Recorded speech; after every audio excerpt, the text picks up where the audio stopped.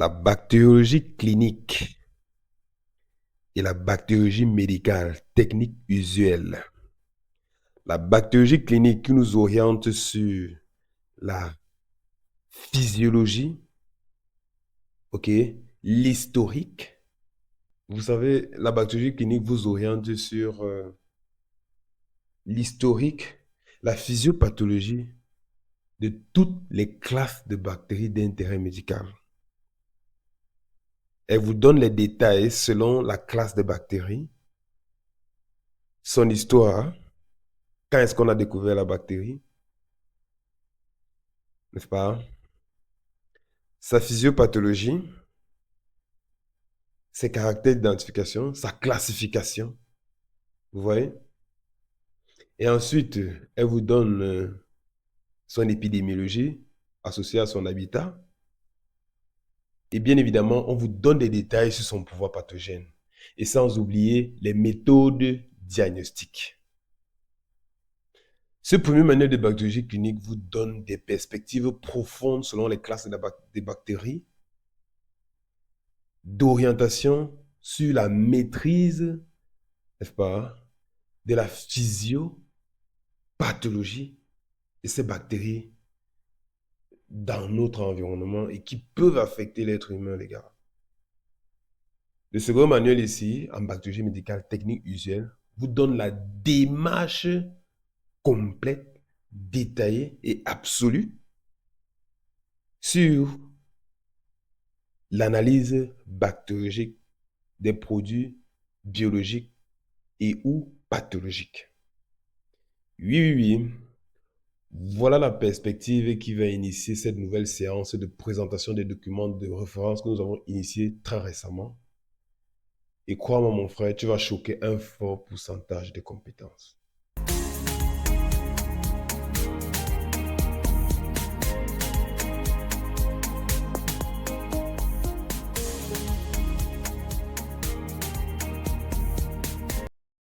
Si c'est la première fois que tu pointes cette chaîne, je m'appelle Michael, je suis un passionné des sciences de la santé.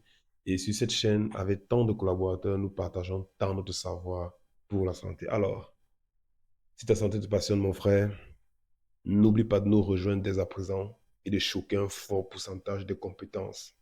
Que vous soyez professionnel de la santé, débutant ou alors profane, la lecture de ces deux manuels vont vous ouvrir les yeux, vont vous éveiller sur votre santé. OK? Arrêtez de vous asseoir, n'est-ce pas, sur vos lauriers et de confier vos vies à des gens qui en ont rien à foutre. Apprenez vous-même à vous initier dès à présent, les gars. Oui, oui, oui. Donc, c'est valable pour toi aussi. Alors, pourquoi je vous propose ces deux manuels-là? Les études de cas en biologie médicale s'agissant de l'exploration des bactéries d'intérêt médical, ça veut dire quoi? Les bactéries qui quotidiennement nuisent à la santé des êtres humains selon notre quotidien de vie. Comment se comporte une bactérie dans ton organisme? Est-ce que tu es au courant que ton organisme regorge des bactéries commensales, dites normalement présentes, et dont la présence de certains ou alors sa multiplication anormale selon votre système immunitaire peut devenir un problème. Et savez-vous que certaines bactéries, une fois présentes dans votre organisme, vont provoquer un cataclysme? Et comment donc tu vas faire pour comprendre l'initiation en sciences de la santé, s'agissant de la bactériologie médicale, quand tu es un initié ou un professionnel couramment présent, pratiquant? Vous devez vous former en permanence. Et la base de cette formation doit être fixée sur les bases d'initiation.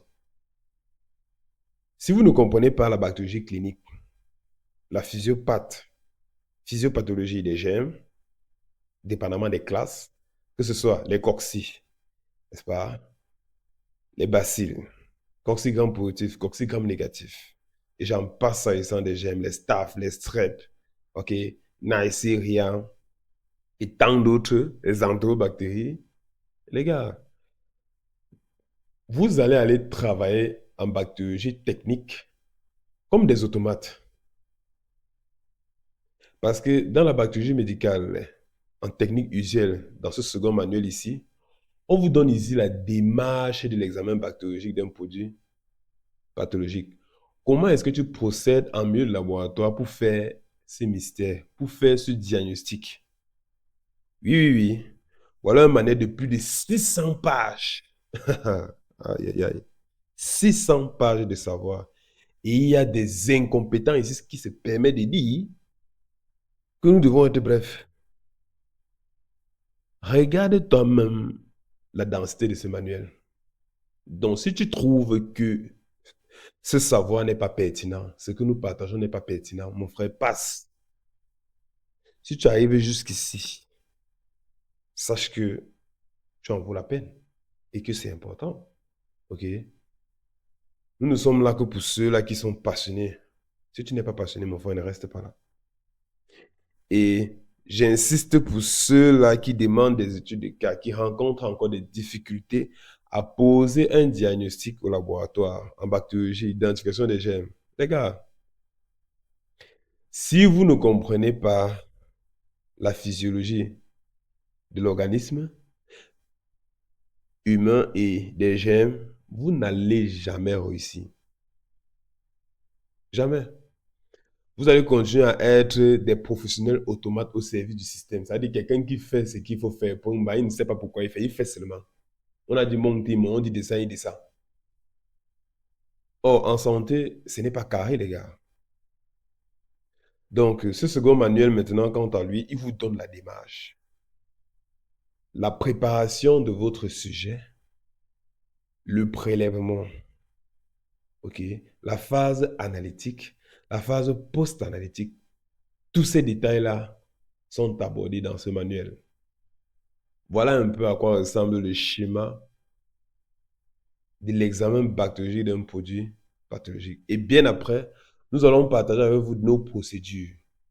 Sachez que toutes les procédures que nous allons vous proposer ici, payantes, après la formation sur la rédaction d'une procédure en biologie médicale, les gars, voilà là où je viens chercher les informations pour rédiger les procédures là. Je ne pars pas loin. C'est ici. Donc, si tu ne télécharges pas ça aujourd'hui, mets déjà en commentaire si tu avais déjà ces manuels. OK? Nous serons ravis de le savoir. Et si ce n'est pas le cas, mets également en commentaire. Partage ton impression sur ce manuel, ce que tu as pu gagner grâce à ce manuel. OK? Si ça t'a aidé comme moi. Nous sommes ici en train de partager avec vous nos documents de référence, celles qui nous ont, n'est-ce pas, interpellés pour pouvoir partager tout ce savoir avec vous. Vous voyez? Vous devez avoir ces manuels dans votre bibliothèque, les gars. Est-ce que c'est bon? Donc, ce manuel vous donne la démarche complète d'analyse, les techniques de coloration, ok, la mise en culture. Comment vous avez fait pour identifier les germes et tout ça, c'est là. À côté de lui, le manuel de bactériologie clinique, lui, vous donne, comme je vous ai dit, la caractérisation, l'historique, l'épidémiologie, la pathogénicité et les moyens de diagnostic des germes. C'est important que vous sachiez ça.